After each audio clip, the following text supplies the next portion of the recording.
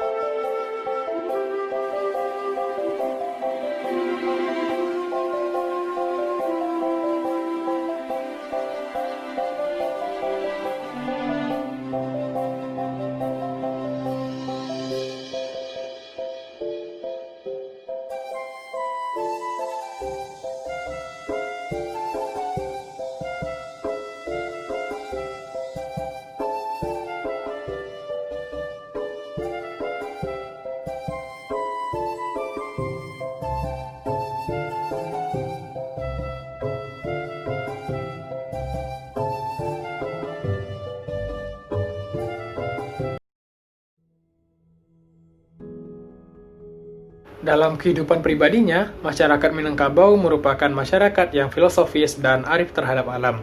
Dalam keseharian, alam dijadikan sebagai soko guru yang mengajarkan hidup dan kehidupan. Hal ini dibuktikan dari banyaknya falsafah adat, mamangan, petatah, dan petitih yang mengambil pelajaran dari alam. Dua falsafah adat yang sangat dipegang oleh pribadi Minangkabau ialah yang pertama, alam terkambang jadi guru, dan yang kedua, di bumi dipijak, di situ langit dijunjung. Falsafah adat ini menunjukkan bahwa dimanapun pribadi Minangkabau berada, ia mampu mengambil ilmu yang bermanfaat hanya dengan memperhatikan dan melihat alam sekitarnya, dan mampu menyesuaikan diri. Falsafah ini menghasilkan manusia yang berbudi luhur, berbudaya, dan beradab. Hal ini tentunya mempengaruhi bagaimana pribadi hidup dalam masyarakat dan keluarga Minangkabau. Dalam sosial masyarakat, budaya sosial masyarakat Minangkabau bercirikan gotong royong dan kepedulian yang sangat tinggi. Hal ini terdapat dalam falsafah adat yang menyebutkan, nan ado samo dimakan, nan indak samo dicari. Dudak surang mau sampi-sampi, dudak basamo balapang-lapang. Dan kalurah samo manurun, kabuki samo mandaki. Dari falsafah tersebut menunjukkan bahwa masyarakat Minangkabau merupakan masyarakat yang memiliki jiwa sosial yang sangat tinggi dan bahu-membahu menghadapi permasalahan melalui musyawarah dan mufakat. Sistem kekeluargaan, masyarakat Minangkabau merupakan masyarakat yang matriarkat. Hal ini ditujukan sebagai bentuk pemuliaan dan perlindungan bagi wanita yang berada di dalam keluarga yang disebut bundokan duang. Peranan utamanya yaitu meneruskan garis keturunan dan keberadaan suku, serta sebagai pemegang kekuasaan terhadap harta, rumah adat, anak, dan suku yang meletakkannya pada posisi sentral dalam keluarga.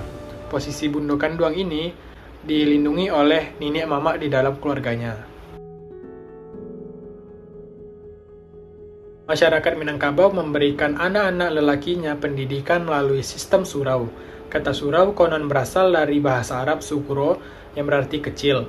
Dikarenakan adanya pengaruh dialek daerah, maka kata ini berubah menjadi surau yang berarti bangunan yang lebih kecil dari masjid.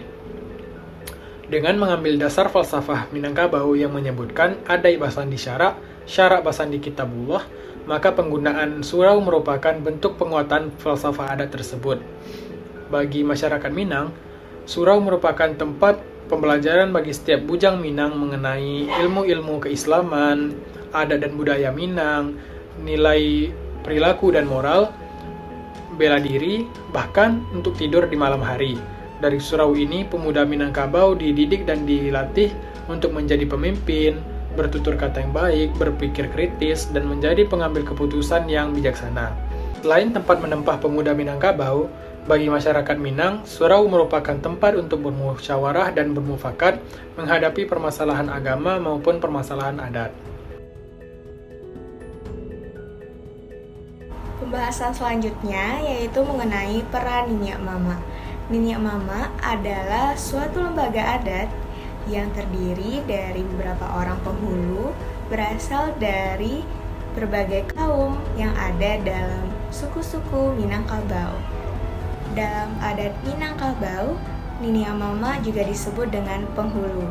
Peng yang diartikan paling atau ter, sedangkan hulu diartikan pangkal atau atas. Penghulu adalah seorang yang dituakan, kemudian diangkat, lalu dinobatkan sebagai pemimpin atau pemimpin pucuk dalam suatu kaum.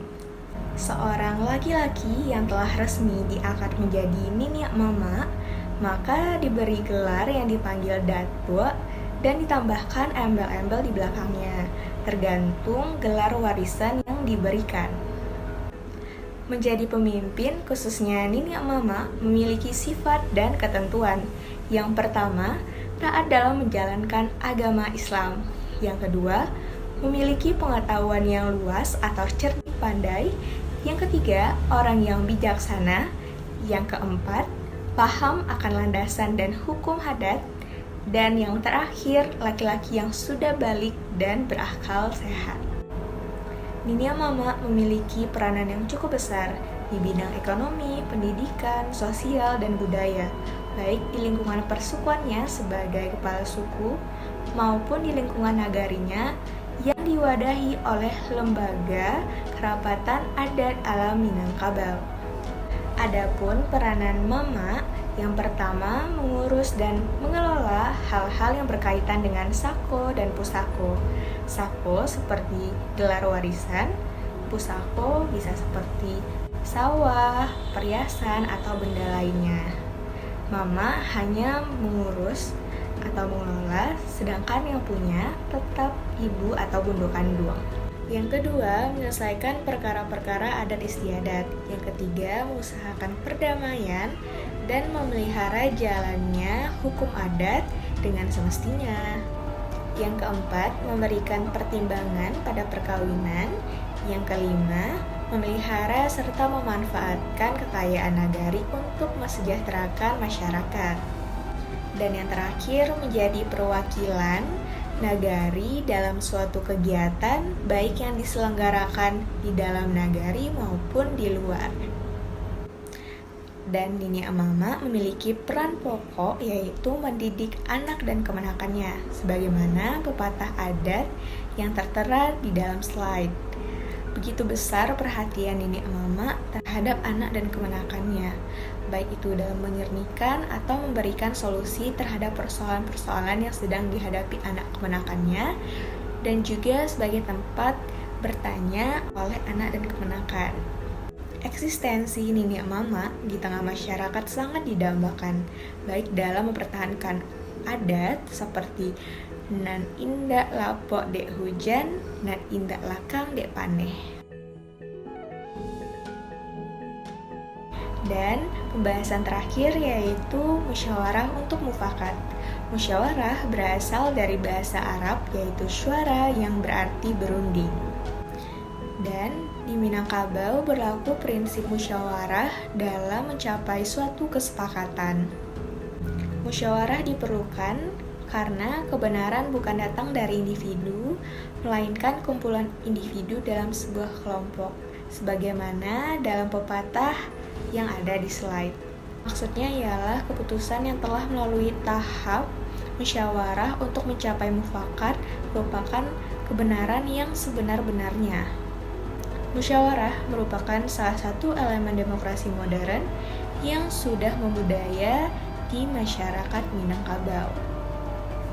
Bisa disaksikan sampai saat ini di setiap nagari atau desa menjadikan balai adat tempat musyawarah Nini Mama pemangku adat. Hal ini tergambar dalam pepatah adat, bule aye dek pambuluah, bule kato dek mufakai. Pada tradisi Minang, tidak ada suara terbanyak dalam pengambilan keputusan. Keputusan diambil dengan mufakat, dan yang menjadi pedoman ialah kebenaran yang berstandar adat basandi syara' basandi kitabullah. Proses pengambilan keputusan dilakukan secara bertahap. Yang pertama, musyawarah orang separuh. Contohnya pengangkatan penghulu, di mana akan dibahas baik dan buruknya calon penghulu.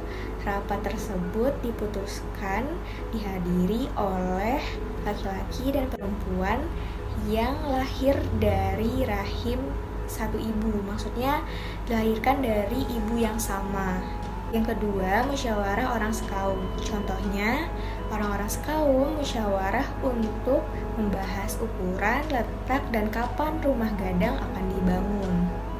Yang ketiga, musyawarah orang sekampung. Contohnya musyawarah perencanaan dan pembangunan infrastruktur jalan di balai desa. Yang terakhir, musyawarah orang sanagari. Contohnya musyawarah nagari atau desa atau disebut mudes untuk penyusunan RKPN tahun anggaran 2020. Proses pengambilan keputusan dipimpin oleh ada mama, yang kedua ada tungganai atau mama rumah tertua, dan juga penghulu.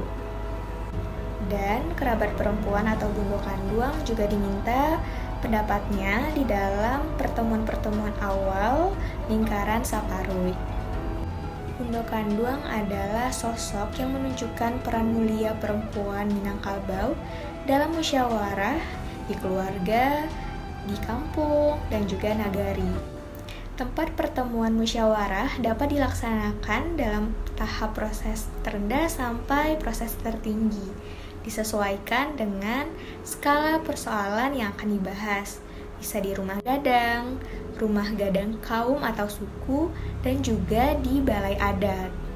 Peninggalan arkeologis yang dikaitkan dengan tempat perundingan seperti kursi salapan, medan nan bapaneh, dan juga medan nan balinduang.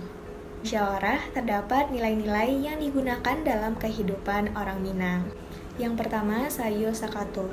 Perbedaan pendapat diakui oleh kehidupan masyarakat Minangkabau, tetapi dicari jalan keluarnya melalui musyawarah. Apabila telah ada kata mufakat, maka keputusan tersebut harus dilakukan oleh semua pihak. Yang kedua, sahino samalu. Karena kedekatan kelompok suku, maka harga diri individu bisa melebur menjadi harga diri kelompok suku. Yang ketiga, anggotanggo. Diciptakan pergaulan yang tertib dan disiplin dalam masyarakat. Setiap anggota masyarakat dituntut untuk mematuhi aturan dan undang-undang serta mengindahkan pedoman atau petunjuk dari penguasa adat. Yang keempat, sapiku asa jinjang. Sifat gotong royong menjadi keharusan dan saling membantu serta mendukung satu sama lain di dalam masyarakat. Apabila keempat unsur tersebut dapat diterapkan dengan baik, maka akan mencapai tujuan hidup aman, damai, dan juga sejahtera. Sekian penjelasan dari kami. Mohon maaf apabila ada kesalahan. Terima kasih telah menyaksikan sampai akhir. Assalamualaikum warahmatullahi wabarakatuh.